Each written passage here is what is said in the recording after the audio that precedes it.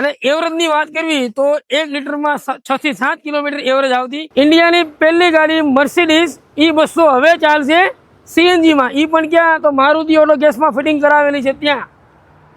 જો Mercedes E200 ઇન્ડિયાની પહેલી ગાડી એવી છે કે જેમાં આપણે સીએનજી કિટ લગાવેલી છે. યુરોપ ગેસ કંપનીની ટર્બોચાર્જ એન્જિન 1800 લીટરનું પેટ્રોલ એન્જિન છે. આમાં એનું રિડ્યુસર છે.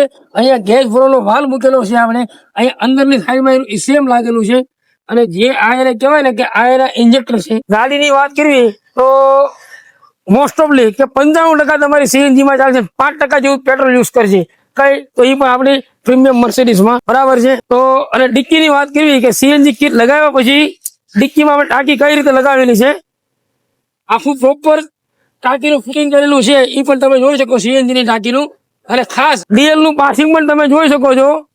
આપણા વિડીયો અને બધું નોલેજ સ્ટડી કરીને પછી આપણી પાસે આવ્યા છે સીએનજી કિટ કરાવવા માટે. અને એવરેજ ની વાત કરવી તો 1 લીટરમાં 6 થી 7 કિલોમીટર એવરેજ આવતી.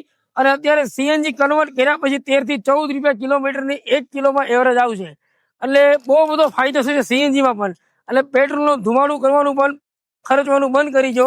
તમારી પાસે જો પ્રીમિયમ ગાડીમાં કોઈ પણ હોય, ટર્બો એન્જિનમાં કે મારુતિની હોય, કિયાની હોય, હુન્ડાઈની હોય કે કોઈ બી થાર હોય કે BMW હોય કે મર્સિડીઝ હોય, એક જ સોલ્યુશન ક્યાં તો કે મારુતિ ઓટો ગેસમાં.